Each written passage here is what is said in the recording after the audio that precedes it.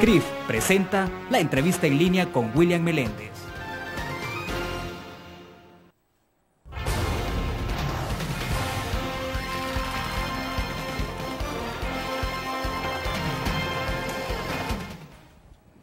Bienvenidos a la entrevista en línea, es lunes 30 de abril de 2012. Gracias por estar con nosotros. Saludos a quienes nos acompañan en nuestro país y el mundo a través de la prensagráfica.com, también a nuestros televidentes que están con nosotros en Canal 25 a las 9 de la noche. Pueden enviar ustedes sus comentarios.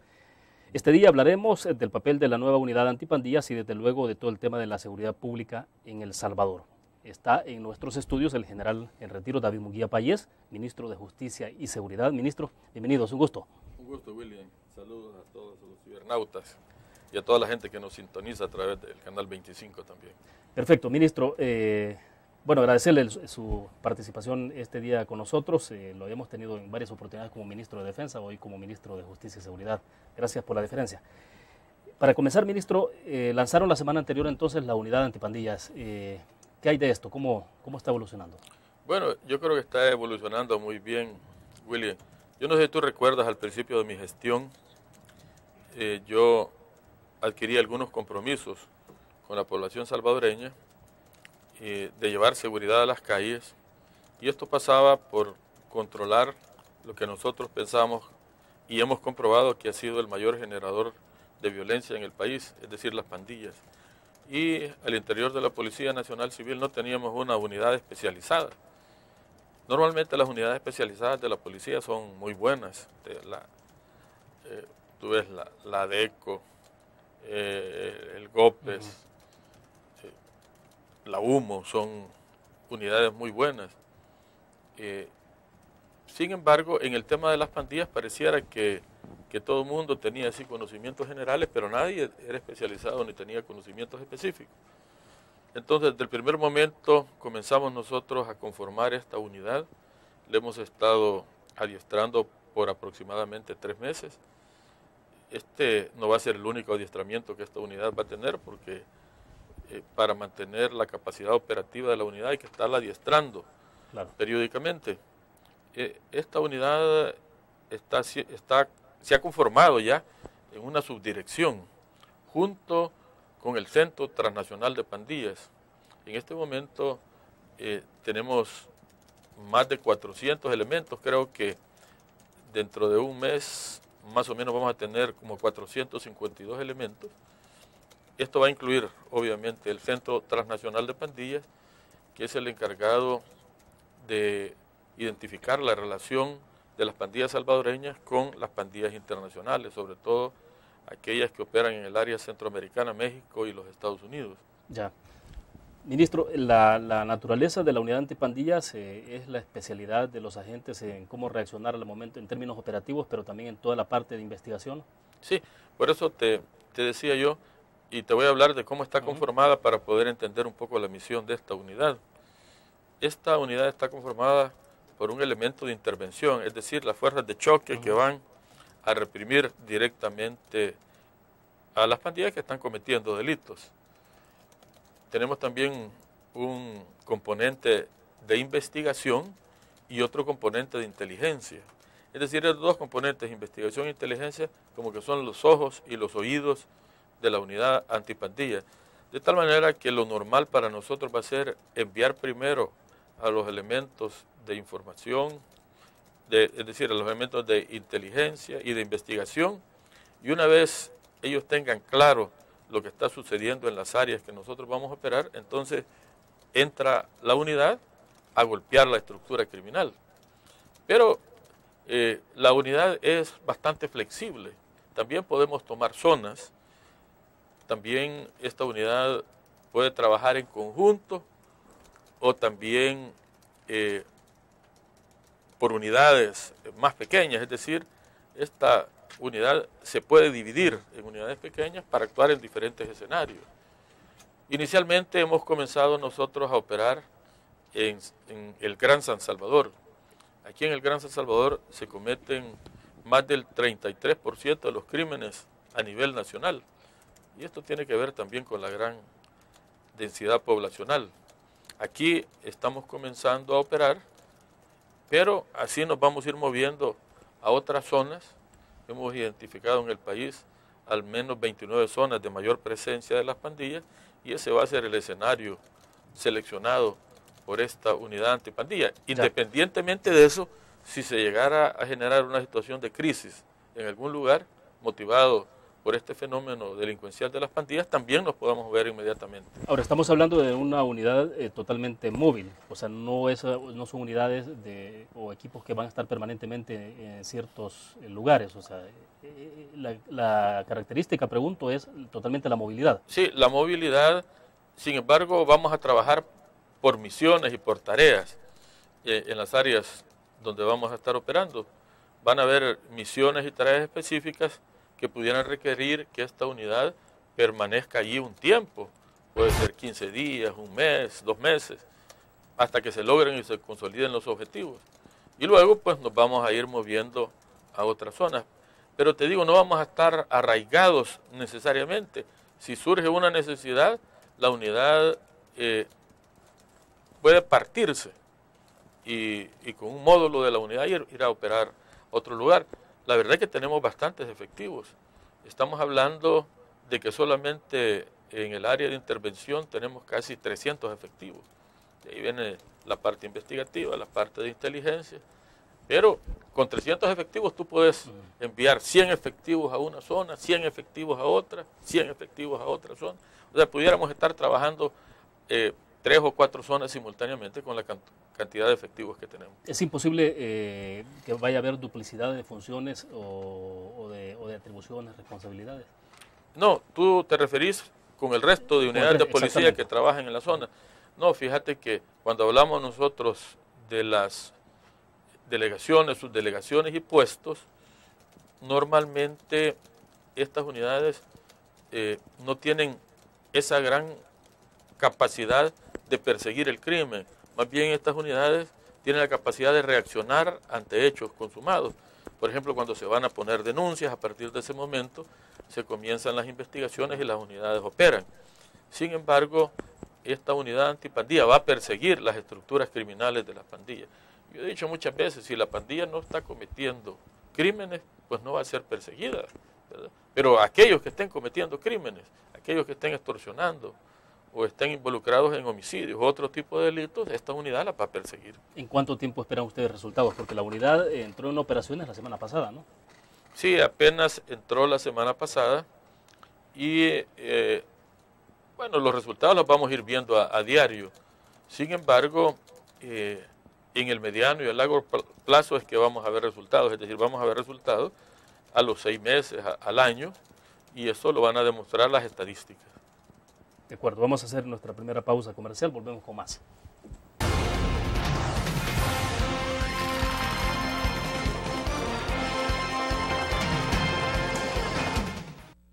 ¿Qué te parece si este año alcanzas tus metas? Construyes tu futuro. Enfrentas nuevos retos sin más preocupaciones. Cuenta con nosotros para lograr todas tus aspiraciones. Los créditos de la Agrícola te acompañan para que puedas crecer hasta donde te lo has propuesto. Solicítalos al 2210-9800 en bancoagricola.com o en agencias. Banco Agrícola.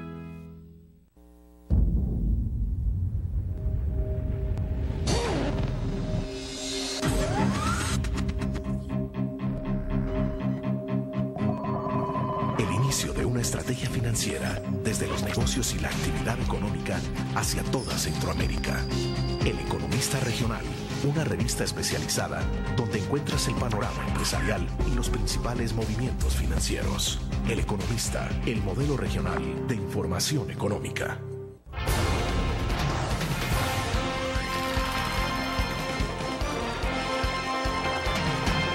Con nosotros en nuestros estudios el general en retiro David Munguía Payés, ministro de Justicia y Seguridad. Estamos hablando en este momento sobre el tema de la unidad antipandillas que se ha creado, que el lanzamiento fue la semana pasada. Ministro, usted hablaba del Centro Transnacional Antipandillas, ¿no? Sí. ¿Habrá una coordinación, me decía usted, de toda esta estructura con el Centro Transnacional? Sí. ¿Será que en un momento determinado podemos ver estas unidades trabajando a nivel de región centroamericana, trascender más allá de las fronteras? ¿O a qué niveles es que se puede lograr ese nivel de participación? ¿Estamos hablando de investigación o en la parte operativa incluso? En la parte operativa incluso, pero más en el área de inteligencia. Porque mira, el Centro Transnacional Antipandilla era una división de la Policía Nacional Civil, pero que tenía aproximadamente como 45 elementos. Y lo grueso de ellos era las investigaciones, las labores de inteligencia, pero tenían, digamos, una capacidad operativa limitada por el número de efectivos que ésta tenía. Entonces ellos manejaban la gran inteligencia, ¿verdad? La inteligencia estratégica, la inteligencia transnacional, pero hacían poco en relación a la inteligencia operativa y la inteligencia táctica. Es decir, la inteligencia que vos necesitas en la calle para poder operar.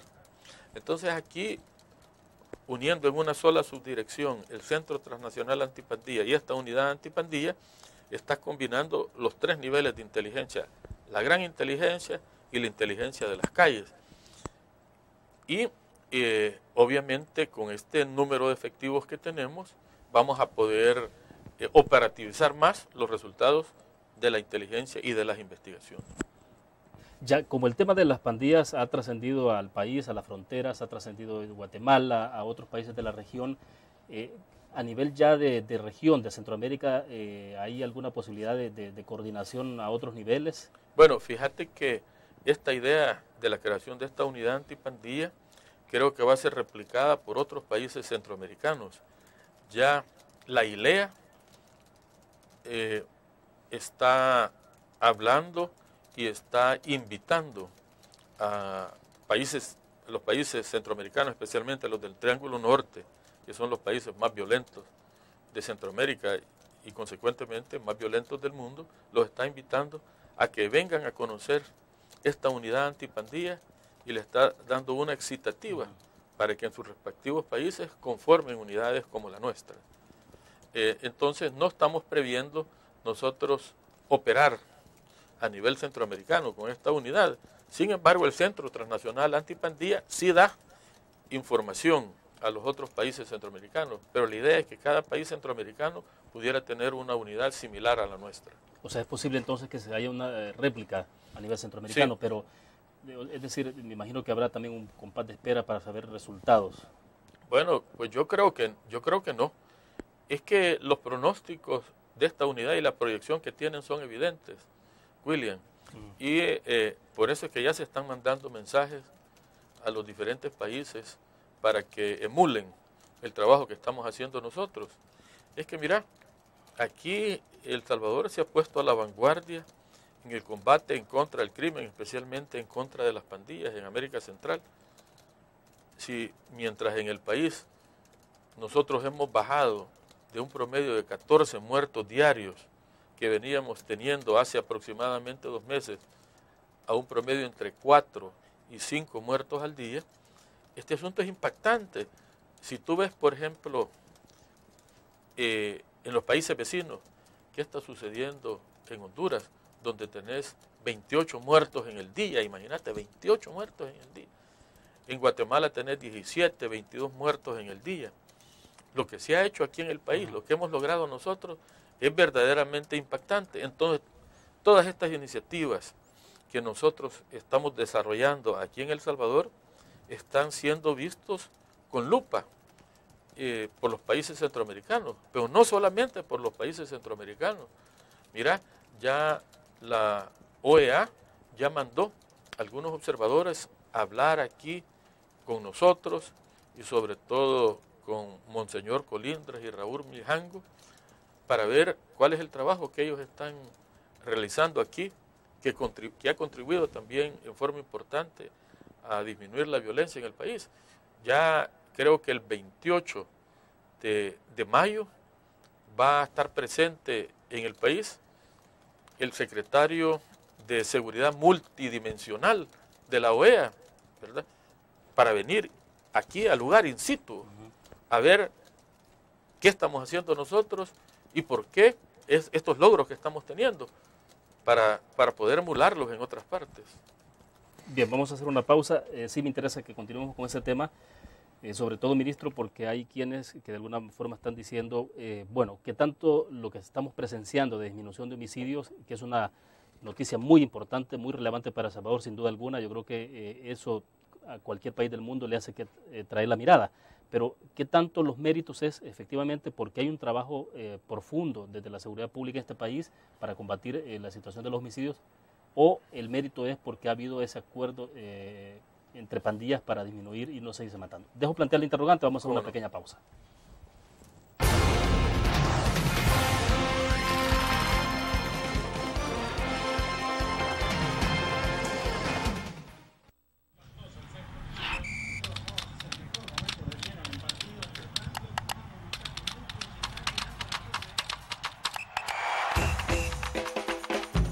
La emoción del deporte está en www.elgráfico.com.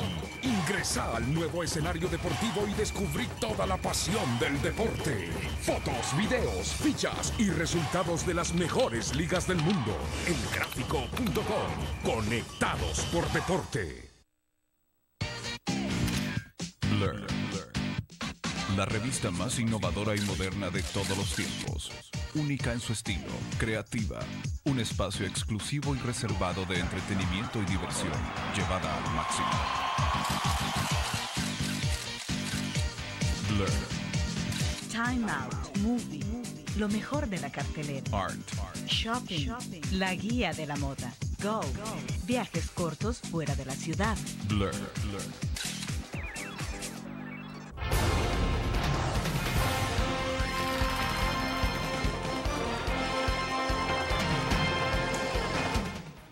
Bueno, ministro, le preguntaba entonces en términos de méritos, porque hay quienes están diciendo, bueno, pero entonces el tema de disminución de homicidios, si bien dicen que es importante porque obviamente son vidas las que se están salvando, dicen, bueno, pero es que esto es un mérito exclusivo por un acuerdo de las pandillas, no necesariamente por el trabajo que está haciendo Justicia y Seguridad. Sí. ¿Cómo responde usted a eso? Bueno, mira, yo respondo de la siguiente manera. Primero, hay escepticismo en algunos sectores, porque algunos sectores, y con justa razón, entre tú más das, ellos más te piden. Entre cuando nosotros comenzamos a disminuir la violencia en el país, la gente dice, bueno, pero ¿y por qué no se disminuye más todavía? ¿Y por qué no las extorsiones? ¿Y por qué no los robos? Y vamos nosotros en ese camino. Mira, yo desde el principio quise enviar un mensaje de esperanza al pueblo salvadoreño. No sé si tú recuerdas cuando yo asumí la cartera de Justicia y Seguridad, porque aquí la gente estaba perdiendo la esperanza. Entonces yo les digo, mire, el problema de violencia en el país se puede solucionar, y yo me voy a comprometer a bajar el 30% de los homicidios. En este momento hemos bajado casi el 75% de los homicidios en el país. O sea que soluciones hay, y nunca se habían experimentado y nunca habían habido este tipo de resultados en los últimos 30 años, ¿verdad? Entonces quiere decir que hemos dado, digamos, un paso importante en la solución de los problemas. Otra cosa es que yo mismo dije, miren, el enfoque para combatir la delincuencia va a ser un enfoque de carácter integral. Vamos a trabajar en la parte de prevención, vamos a trabajar en la parte de control y represión del delito, vamos a unificar al país y vamos a utilizar una serie de medidas estratégicas, operativas y tácticas. Y todo esto en conjunto nos va a venir a dar un resultado. Y es lo que estamos viendo nosotros en este momento, William. Mira, aquí los problemas no solamente los vas a resolver con medidas de prevención, que casi todas ellas te dan resultados a medianos y a largo plazo. Hay gente enamorada de la prevención y solamente creen que con consejos y con ese tipo de medidas la situación aquí va a cambiar, ¿verdad? Que solamente con el rescate de valores y llevando programas sociales a las comunidades, que solo con eso vas a resolver el problema, y no es cierto.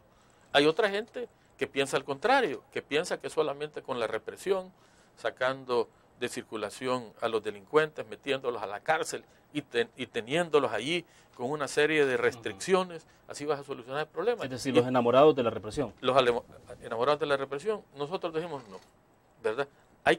Y yo dije también, vamos a trabajar con inteligencia. ¿Y qué significa trabajar con inteligencia?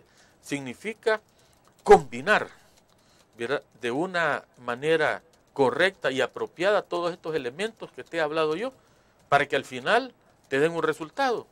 Y eso es lo que hemos hecho hasta este momento. Y los resultados allí están.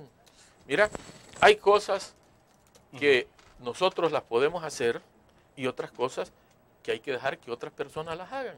Pero hay que facilitarles a las personas. En este caso estamos hablando de facilitarle, por ejemplo, el caso de Raúl Mijanco. El trabajo que hacen las iglesias, y particularmente en este caso la Iglesia Católica y la Iglesia Evangélica. Mira, si nosotros nos cerráramos al ingreso de las iglesias a los centros penales, difícilmente distensionaríamos los centros penales y tendríamos siempre revueltas allí, ¿verdad? Y no alcanzaríamos los resultados que estamos teniendo. Entonces, por un lado apretamos, por otro lado damos oportunidades y también distensionamos.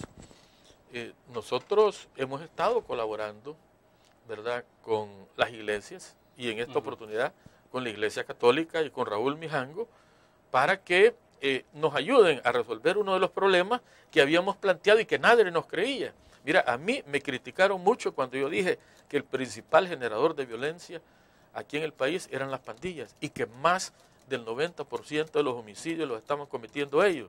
Bueno, hace un año ni las estadísticas que tenía la policía concordaban con estos lineamientos y con estos análisis que nosotros estamos haciendo. ¿Y qué ha sucedido? Claro. Lo hemos probado, claro, ¿verdad? Lo hemos probado, y lo hemos probado a través de todos estos planes que hemos estado desarrollando, que al final algunos de estos planes se convierten en planes pilotos para ver si en esta forma dan resultados.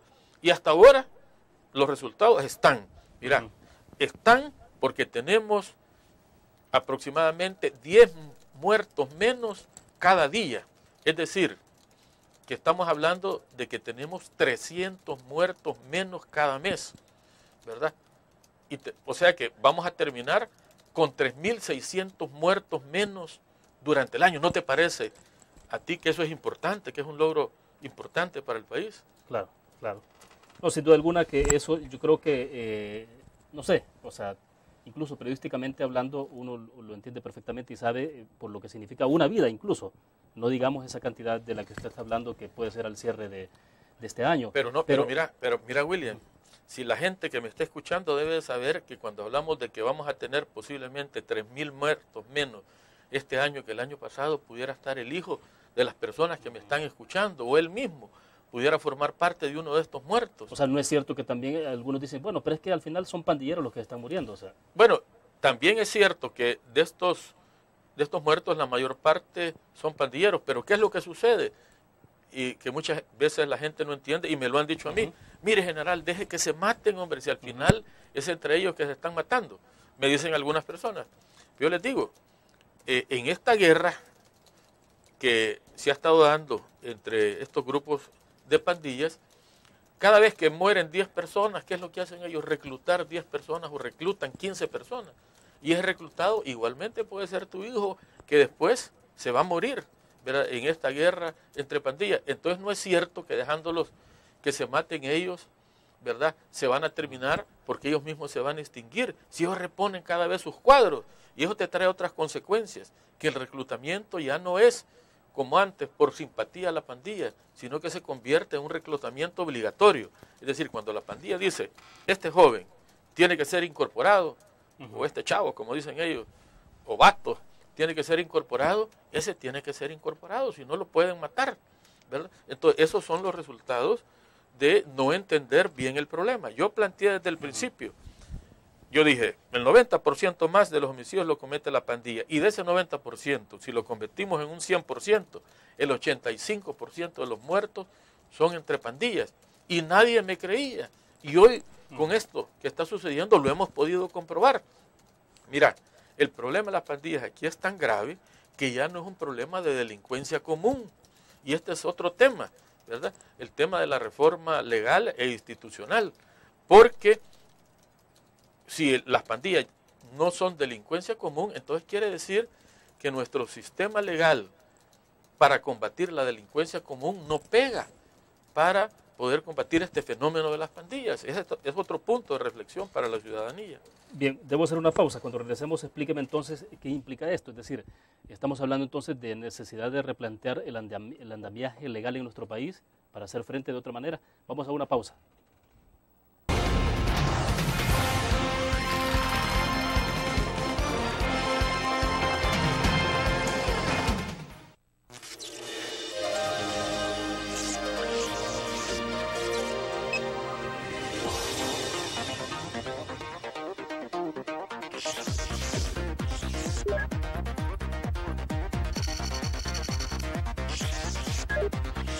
Estimulamos tus sentidos para que leas, veas, escuches e interactúes con la verdad. LPG Multimedia.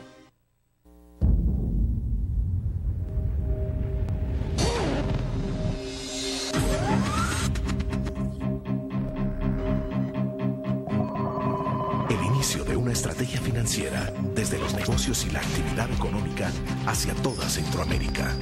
El Economista Regional, una revista especializada donde encuentras el panorama empresarial y los principales movimientos financieros. El Economista, el modelo regional de información económica.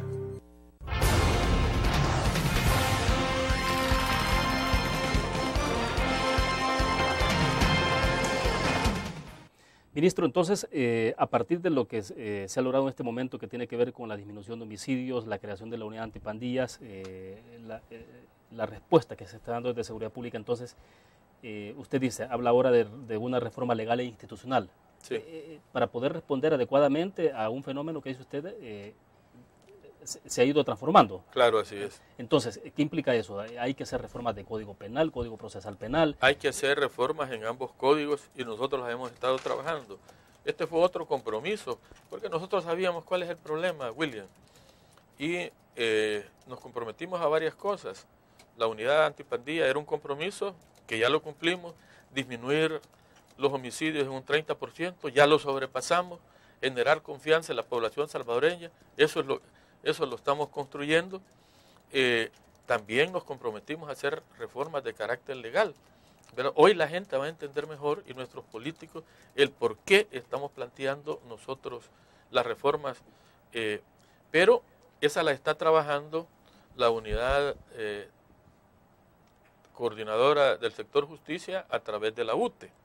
Allí estamos trabajando esa reforma, ya recibí yo los primeros informes, ya hice los chequeos, ¿verdad? Todavía esta semana más vamos a afinar ese paquete de leyes. Estamos esperando también que toda esta dinámica política que se está dando en la Asamblea Legislativa, en la Corte Suprema de Justicia, termine para poder nosotros presentar ya el pliego de reformas. Yo creo que hoy me va a costar menos justificarlas, porque la población salvadoreña y los políticos han entendido, creo, mejor este fenómeno de las pandillas. ¿Cuál es el enfoque de esa reforma? Es decir, o podemos hablar de algunas cosas puntuales. Bueno, mira, nosotros inclusive estamos planteando en algún momento los estados de excepción en forma focalizada, y lo estamos sustentando legalmente en función de la amenaza.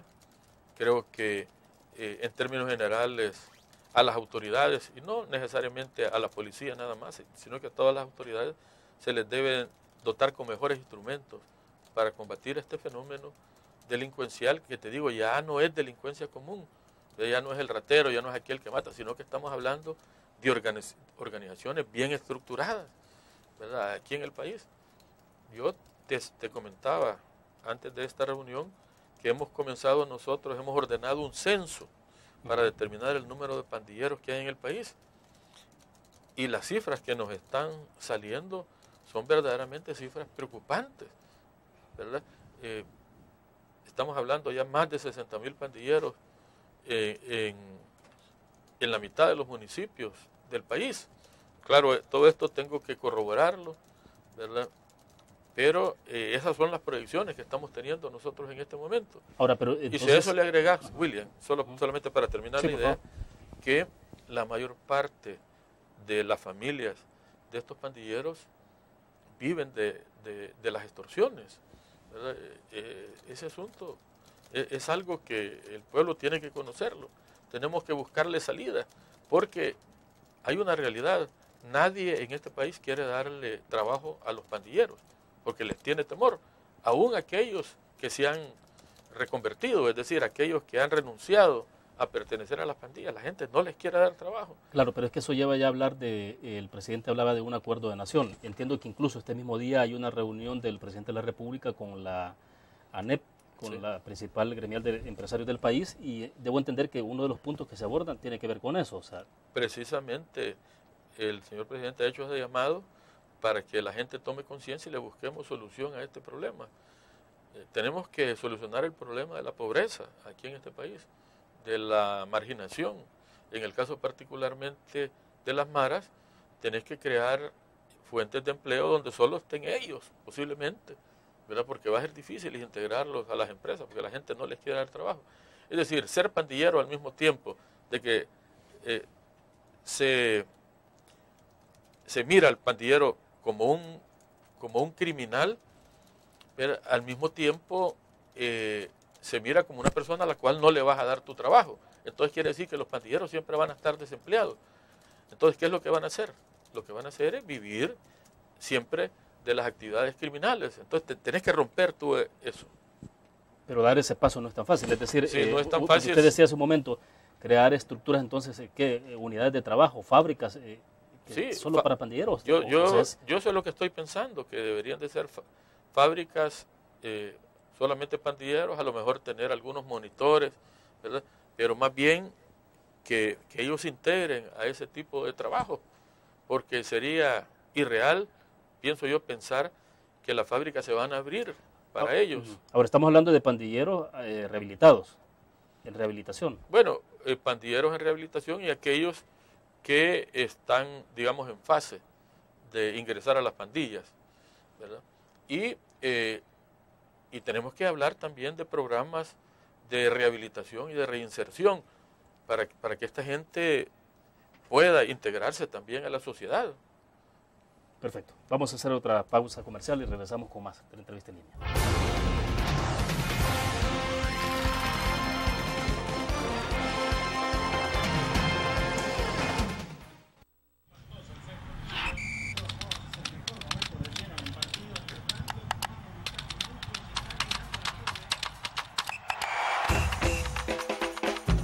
La emoción del deporte está en www.elgráfico.com. Ingresa al nuevo escenario deportivo y descubrí toda la pasión del deporte. Fotos, videos, fichas y resultados de las mejores ligas del mundo. Elgráfico.com. Conectados por deporte. Blur. La revista más innovadora y moderna de todos los tiempos. Única en su estilo, creativa. Un espacio exclusivo y reservado de entretenimiento y diversión, llevada al máximo. Blur. Time Out Movie. Lo mejor de la cartelera. Art. Shopping. La guía de la moda. Go. Viajes cortos fuera de la ciudad. Blur.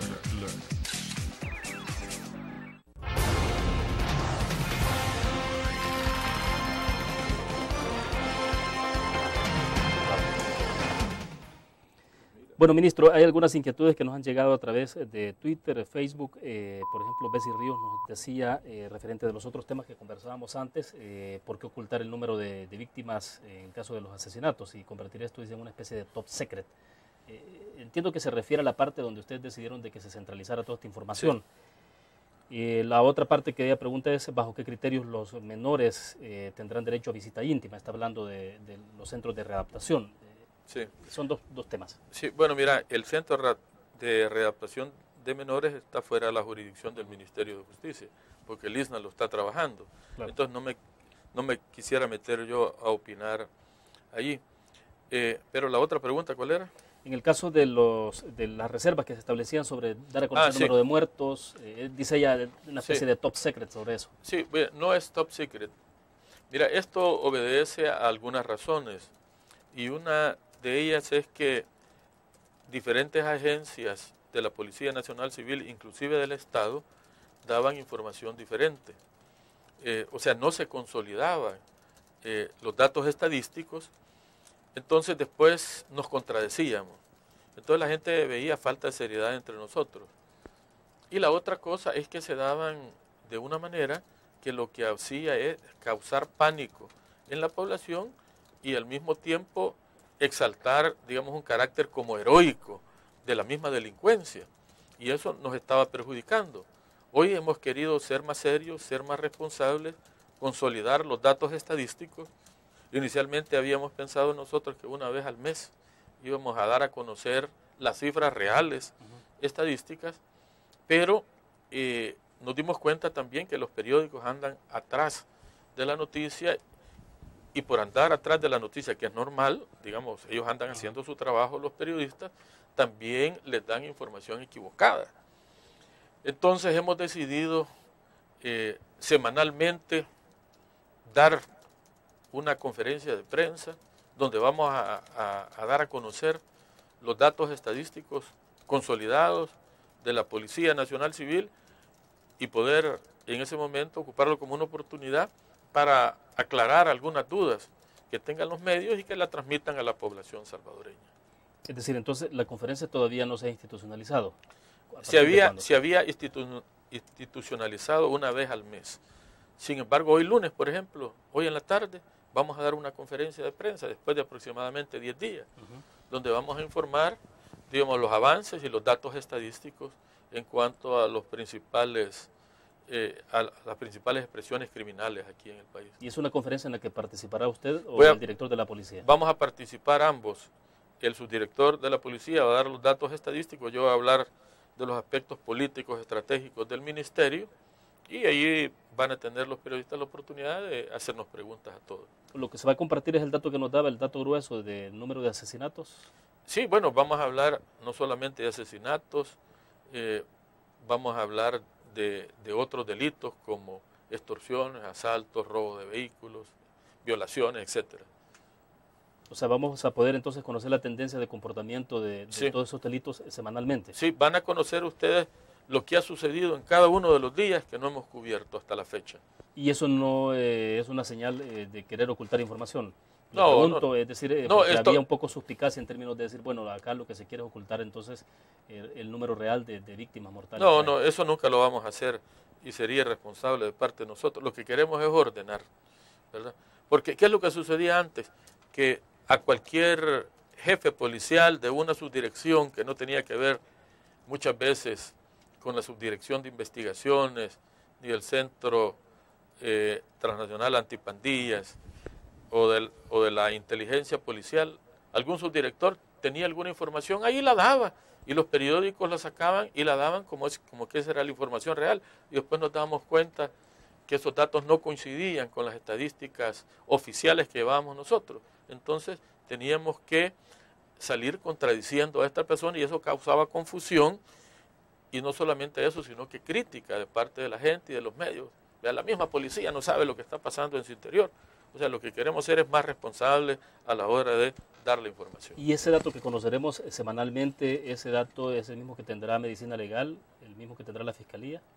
Nosotros, digamos, ¿es un dato unificado? Nosotros esperamos que sí sea. Lo que pasa es que si esperamos a unificarlo con todas estas otras instituciones, vamos a tener que esperar un mes, 2 meses para dar esa información, porque cuesta reunirnos con ellos. Pero los datos que tiene la Policía Nacional Civil deberían de ser los datos reales, ¿verdad? Y los datos que el país necesita conocer. Ya, había otra inquietud por acá, ministro, que tiene que ver con el escepticismo que hay en la población en toda esta situación que se generó sobre el acuerdo entre las pandillas, luego que se mencionaba la posibilidad que el gobierno estuviera involucrado en ese acuerdo, y se decía, por ejemplo, de que algunas señales que la gente lee con suspicacia que tiene que ver flexibilizar las medidas en el caso de los reclusos. Sí. Se dijo en su momento que se les había permitido introducir televisores plasma y cuantas cosas más, privilegios para el sector de pandillas en función de lo que ellos están respondiendo con la disminución de homicidios. Sí. Bueno, mira, lo que pasa es que hay una política penitenciaria. Hay una política penitenciaria que, digamos que fuera como un tornillito, ¿verdad? Y que tú tenés un tornillo y un desatornillador. si los privados de libertad te dan problemas, comenzás a apretar y a restringir aquellos derechos que ellos tienen. Inclusive, si el comportamiento malo es tan evidente al interior o hay señales de que pueden haber alzamientos al interior de los centros penales, entonces tú comenzás a restringir las medidas normales que ellos tienen. Por ejemplo, hay un horario de visitas y el horario de visitas lo acortás. Y si están comenzando a ingresar ilícitos, entonces restringís también el ingreso de cierto tipo de cosas. Por ejemplo, tenemos tiendas al interior de los centros penales y estas tiendas algunas veces son ocupadas para introducir ilícitos también. Entonces restringimos la cantidad de productos y las cosas que venden estas tiendas. Esa, digamos, es una reacción ante el mal comportamiento, pero también es al revés. Si tú comenzás a tener colaboración de parte de los internos al interior, comenzás a flexibilizar esas mismas medidas, nada que no esté fuera de la ley. Últimamente hemos tenido un mejor comportamiento de los privados de libertad en los centros penales, ¿verdad? Tú te das cuenta que si comparás lo que está sucediendo aquí en El Salvador con el comportamiento de los internos y lo que sucede en Honduras, donde se queman los centros penales y hay 300 muertos, aquí en el país esas cosas no están sucediendo por esa política de rehabilitación y de reinserción que nosotros estamos aplicando constantemente.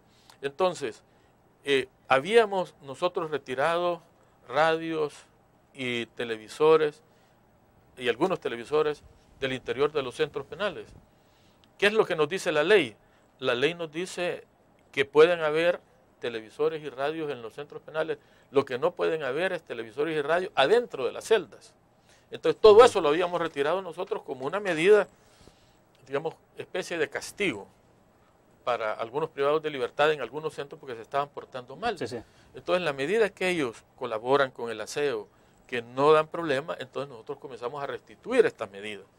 Entonces, llevamos algunos televisores, impartimos películas, cineforum, después los discutimos con ellos, con el objeto de bajar un poco la tensión y ese grado de agresividad que caracteriza el encierro, ¿verdad? Y el carácter de algunos privados de libertad. La semana pasada, ministro, trascendió la información de que Raúl Mijango, que está hoy como mediador en el tema de esto de las pandillas, junto con la iglesia, había ingresado él a un centro penal y le habían encontrado 4 celulares. Mira, ¿qué información tenía de eso? Esa información es totalmente falsa. Yo creo que esa información surgió de algunos custodios que habíamos removido nosotros del centro penal de Quezaltepeque porque habíamos detectado corrupción, ¿verdad? Nos habíamos informado de que un par de custodios le estaban cobrando $50 a los privados de libertad por realizar llamadas telefónicas. Entonces, a los que los comprobamos, los retiramos, y a los que teníamos sospecha, los cambiamos de penal. Entonces, por eso hubo molestias y comenzaron a surgir una serie de señalamientos totalmente infundados con el objeto de dañar el prestigio de las autoridades de centros penales. Pero eso es absolutamente falso. Ya.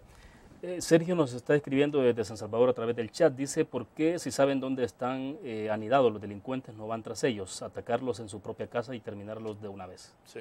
Bueno, mira, porque hay un sistema legal, hay un Estado de Derecho que nosotros tenemos que respetar. Fíjate que aquí no es un tema nada más de policía. La gente cree, mucha gente cree en forma equivocada que solo por el hecho de tener sospechas, o no sospechas, sino que estar convencida la policía de que alguien ha cometido un asesinato o cualquier tipo de crimen, lo podemos ir a capturar y meterlo preso, y no es así, ¿verdad?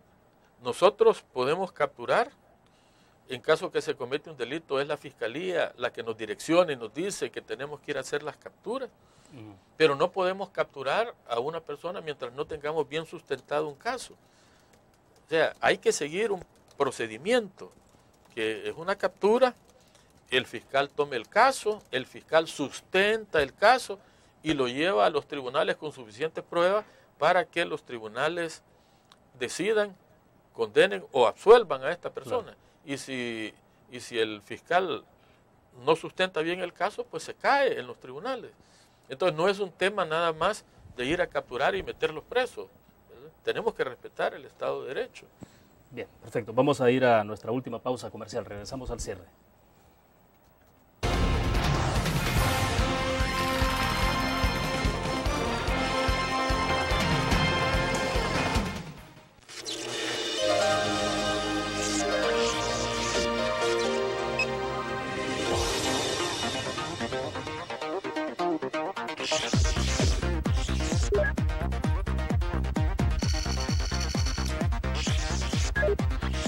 Estimulamos tus sentidos para que leas, veas, escuches e interactúes con la verdad. LPG Multimedia. Tu periódico es dinero, porque ahora puedes pagar con la prensa gráfica. Busca y recorta en tu periódico el dinero, que podrás canjear en los establecimientos de nuestros aliados. Encontrarás uno cada día. Compra con la prensa gráfica y encuentra una buena noticia para tu bolsillo. Con la prensa gráfica lo compras. Con la prensa gráfica lo pagas. La prensa gráfica. Noticias de verdad.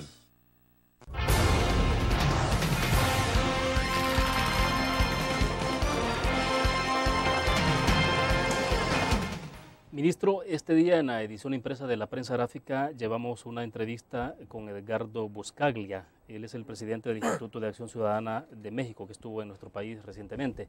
Hay una entrevista que me imagino que usted, si no la ha leído, tendrá que leerla porque es estrictamente sobre el tema de seguridad pública. Y quiero leerle por acá una pregunta que le hicieron y desde luego la respuesta que le hacen a él sobre los temas que hemos estado abordando de alguna forma. Por ejemplo, acá le preguntan, ¿cree que no funcionará la mediación de la Iglesia? La respuesta se la voy a leer rápido. Dice, los esfuerzos de diálogos actuales, si se les quiere llamar así, son esfuerzos contaminados por una extorsión mafiosa que está capturando cada vez más instituciones, en donde hay muchos idiotas útiles. En países serios, dice, se proponen medidas judiciales donde los jueces pueden canalizar a los jóvenes que no han cometido delitos graves. No caigamos en mecanismos ad hoc donde el Estado claudica y le entrega a sus emisarios el rol de negociar una pax mafiosa. Bueno, mira, este supuestamente es un analista y un experto en temas de seguridad, a lo mejor en México, pero algunas de estas personas vienen a darnos consejos a nosotros acá, ignorando totalmente la realidad que vive el país. En el ámbito de seguridad no tenés tú una respuesta o una fórmula que te va a solucionar los problemas iguales en todas partes, ¿verdad? Yo creo que siempre que vienen personas como estas hay que escucharlos y hay que tomar, digamos, algunas experiencias que ellos tienen y analizar en realidad si pegan aquí en el país. Aquí nomás en el área centroamericana nosotros tenemos un escenario totalmente diferente en Honduras, Guatemala y El Salvador. Por ejemplo, en Guatemala, ¿cuál es el mayor problema que tiene? Bueno, primero la frontera con México, el problema del narcotráfico, el asentamiento de la retaguardia de los carteles mexicanos en Guatemala, la consolidación de los baby carteles y los propios carteles guatemaltecos, y también el tema de las pandillas. El control del mercado de la droga genera una gran cantidad de violencia en Guatemala, en donde tenés en competencia carteles mexicanos, carteles guatemaltecos y las pandillas. La solución obviamente de Guatemala es diferente a la solución de El Salvador. En Honduras, ¿qué tenés? Tenés influencia de los carteles mexicanos, pero menor. Tenés proliferación de la pandilla.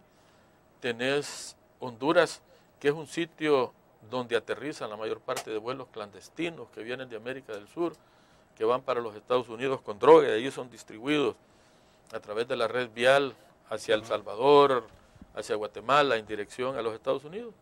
Y aquí en El Salvador, ¿qué es lo que tenés? Tenés una situación totalmente diferente, en donde las pandillas son el actor principal generador de violencia, donde el mismo narcotráfico, cuando pasa por nuestro territorio en dirección hacia el norte, tiene que entrar en contacto con las pandillas y pagarle el peaje a las pandillas para mover la droga, y este peaje lo pagan con producto. También, entonces son situaciones totalmente diferentes. ¿Y requieren entonces respuestas distintas? Respuestas distintas. Y algunas de estas personas que vienen un día al país sin conocer nuestra situación, nos quieren traer fórmulas, ¿verdad?, que a lo mejor no han pegado en sus países o no les han dado a ellos oportunidad de que experimenten lo que creen que son las soluciones. Pero aquí, lo cierto es que aquí en El Salvador los resultados están en la calle y cualquier experto que venga a darnos consejos diferentes a lo que estamos haciendo nosotros en el país se pega con esos resultados, ¿verdad? Así es que yo sí creo en lo que estamos haciendo, nosotros lo estamos controlando, no somos ingenuos, estamos trabajando, pienso yo, en forma inteligente, estamos realizando actividades preventivas, estamos reprimiendo el delito en las calles, pero al final del día hemos traído seguridad, más seguridad a las calles que no había hace años, ¿verdad? Hemos hecho un golpe de timón, hemos bajado los índices delincuenciales dramáticamente en el país y esperamos sostenerlo. Ahora, todo este esfuerzo, ¿usted lo ve sostenido? Me refiero concretamente a la parte del número de homicidios, un poco la inquietud que hay, porque, bueno, como quisiéramos de verdad que este país cerrara el año con el número de homicidios menos que usted señalaba hace algunos minutos en la entrevista, es decir, pero ¿cree que se puede hacer esto sostenido, que se pueda mantener en el tiempo? Yo creo que lo podemos sostener si hacemos lo que tenemos que hacer. Cuando se inició este proceso, alguien dijo, esto va a durar una semana nada más. Otro dijo, esto no pasa de un mes. Ya llevamos 2 meses, ¿verdad? Yo soy optimista y espero que así finalicemos el año. Ahora, la posibilidad de que vengan, cuando usted mencionaba en los segmentos pasados el hecho de que vengan representantes de OEA a conocer este caso, ¿cuál es la interpretación que están haciendo ustedes? Mira, la interpretación que estamos haciendo es que estamos tomando la iniciativa y estamos dando el ejemplo de que los problemas tienen solución, lo único que hay que entenderlos. Entonces la OEA va a venir acá para apoyar este proceso y creo yo que obviamente la lógica me dice que van a ver si lo pueden trasladar a otros lugares, a ver si lo que estamos haciendo nosotros puede dar resultado en Guatemala, puede dar resultado en Honduras. Mira, pero no solo ellos, si yo he recibido llamadas telefónicas de los ministros de seguridad del Triángulo Norte, donde me han dicho, general, mire, nosotros queremos llegar a El Salvador y queremos platicar con ustedes, porque lo que ustedes han hecho aquí no lo hemos podido hacer nosotros, queremos saber en realidad cómo están obteniendo los resultados tan impactantes que se están viendo en El Salvador en este momento. Mira, la gente del PNUD también está interesada. La Unión Europea, a través de su representante en El Salvador, ya se reunió con Monseñor y con Raúl Mijango para estudiar este fenómeno. Estamos siendo apoyados nosotros por el Vaticano también. Hemos involucrado a otros actores para resolver nuestro problema. La verdad, pienso yo, de que aquí en el país se está trabajando en forma integral, se está trabajando con inteligencia y al final del día, ¿verdad?, lo importante son los resultados. Claro. Ministro, esta es una pregunta sobre un tema totalmente distinto. Hoy publicamos en la prensa gráfica una información donde se ha dicho de que hace poco menos de 2 semanas 2 portales de internet especializados en publicar información sobre fuerzas militares de distintos países difundieron de que la Fuerza Armada de El Salvador había concretado la adquisición de varios helicópteros para reforzar su flotilla. Se le consultó al ministro de Defensa, a Tilio Benítez, y él rechazó el sábado anterior que esa cartera de Estado haya realizado alguna compra de aeronaves. ¿Por qué le traigo la pregunta? Yo sé que usted, de lo que estamos hablando es otro tema, pero bueno, usted fue ministro de Defensa. Entonces, sí, correcto. La pregunta puntual que tengo para ustedes, si conoció durante su gestión de esta compra. No, es que mira, nosotros no podemos hacer ninguna compra de ese tipo si no la autoriza el señor presidente y pasa el préstamo para la compra por la Asamblea Legislativa. Entonces no ha habido ninguna compra. Lo que tenemos nosotros han sido ofrecimientos de parte del gobierno de los Estados Unidos, particularmente del Comando Sur, en donde ellos están interesados en proveernos a nosotros con algunos recursos para que hagamos un mejor control de nuestro territorio nacional, particularmente salvaguardemos como debe ser nuestro espacio aéreo y nuestro mar territorial. Lo que yo sabía es que había un ofrecimiento de parte de los Estados Unidos de hace aproximadamente 2 años de que nos iban a proporcionar ayuda con helicópteros. Pero claro, eso se vino prolongando y es posible que haya vuelto a aflorar en este momento. En todo caso, eso no le costaría un solo centavo al país, ¿verdad? Sería parte de la ayuda que da los Estados Unidos para que nosotros podamos interceptar ese movimiento de la droga que pasa a lo largo de nuestro país. Pero durante su gestión no conocí del caso. No, yo supe de que había un ofrecimiento de unos helicópteros, pero como eso se fue haciendo largo, ¿verdad?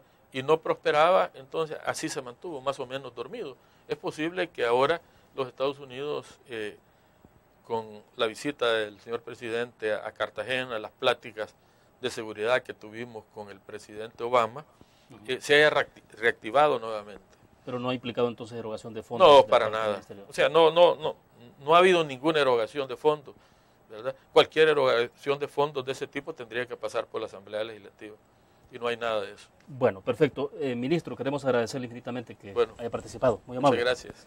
Bueno, gracias a ustedes por su participación. No les digo que nos veamos mañana porque mañana tendremos un pequeño día de descanso, pero nos vamos a ver el miércoles entonces para dar continuidad a la entrevista en línea y otros temas de coyuntura. Gracias a ustedes por su fiel sintonía.